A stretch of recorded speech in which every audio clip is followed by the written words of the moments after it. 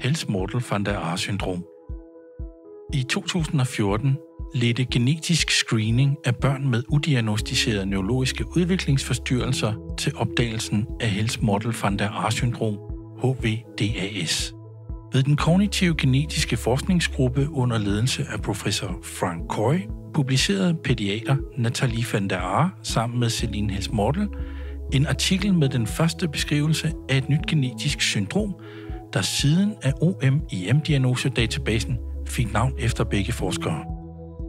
Helms-Mortel van der Aar-syndrom skyldes de novo-mutationer i ADNP-genet, og det betyder, at forældrene ofte er raske, men at deres barn har en ny spontan mutation.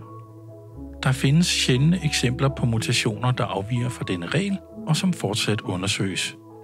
ADNP er vigtig for hjernens udvikling, og fejl i genet bevirker defekter i hele kroppen. De mest almindelige symptomer inkluderer blandt andre psykiske og mentale udviklingsforstyrrelser, hjertefejl, alvorlige mave-tarmsygdomme, kognitive udfordringer, manglende kontrol over motorik og impulsivitet, søvnforstyrrelser og autismespektrumforstyrrelser.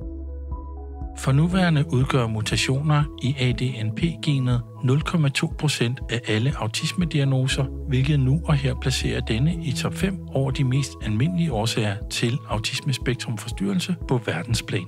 Der er sandsynligvis flere mennesker, der er påvirket, og derfor er målrettet screening og diagnostik påkrævet.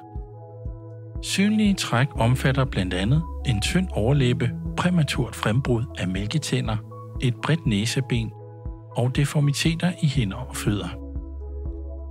For nogle børn, der er ramt og diagnosticeret, er symptomerne synlige kort tid efter fødsel, mens det for andre kan tage flere år.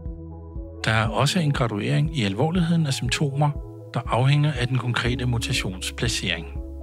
Diagnosen er ofte forsinket på grund af manglende viden og information til læger. Derfor er det meget vigtigt at skabe opmærksomhed omkring denne sjældne sygdom.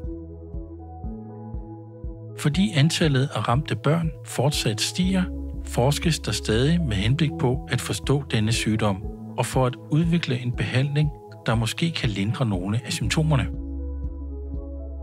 Dette vil mærkbart forbedre livskvaliteten for dem, der er ramt, og deres familier.